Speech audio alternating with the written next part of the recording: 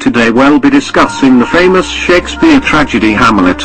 Hamlet is adored by many for its beautiful and poetic wording and complicated plots and persona. It was written and first performed in the early 17th century and is still highly praised today. This story is about a Danish prince named Hamlet whose father died.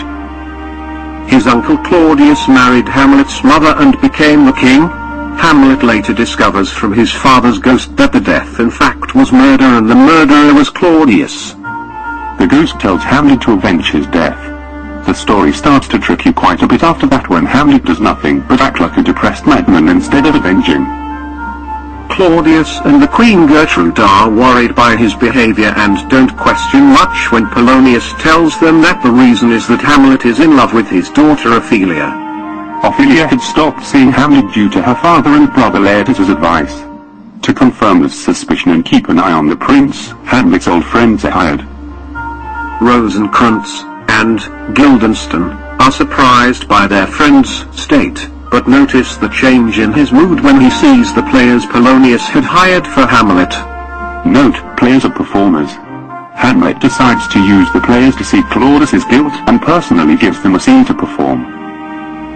The scene was Hamlet's version of how his father's death had happened and confirms his uncle is guilty when he leaps up and leaves the room.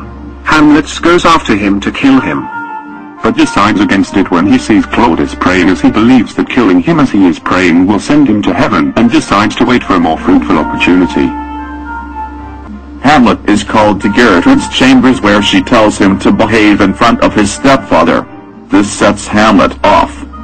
He harshly shouts at her that she has committed a great sin and shown a great disrespect towards his father by marrying Claudius. Polonius calls for help at hearing Hamlet's sacred tone. He had been hiding behind the tapestries due to his and the Queen's plan to discover the reason for Hamlet's behavior. Believing that it was the king, Hamlet stabs his sword through the tapestries. He is disappointed to see that it is Polonius as he believes that this was God's way of punishing him.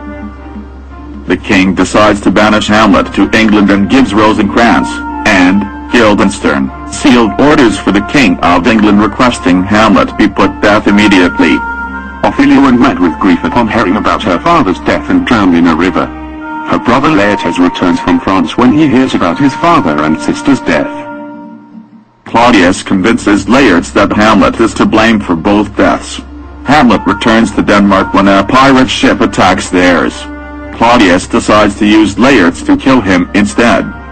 Claudius plans to put poison on Laertes' sword during a fencing match between him and Hamlet. If he doesn't get stabbed, he also poisons the goblet from which the winner shall drink. Hamlet realizes that he had always loved Ophelia at her funeral. Hamlet gets the first hit, but refuses to drink from the goblet. Gertrude drinks from it and dies instantaneously. Laertes wounds Hamlet, but he doesn't die immediately. Laertes had already cut himself with his own sword and dies, but first reveals that Claudius is responsible of the Queen's death. Driven by rage, Hamlet stabs Claudius with the poisoned sword and forces Wit to drink the leftover poisoned wine. Claudius dies and Hamlet dies too after receiving his revenge.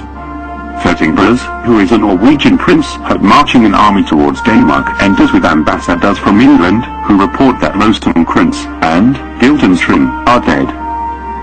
Fortinbras is stunned at seeing the entire royal family dead and then decides to take over the kingdom. Luckily Horatia, a loyal friend of Hamlet, is there to fulfill Hamlet's last wish. He tells Fortinbras Hamlet's tragic tale, which results in Fortinbras ordering Hamlet be carried away as a fallen soldier.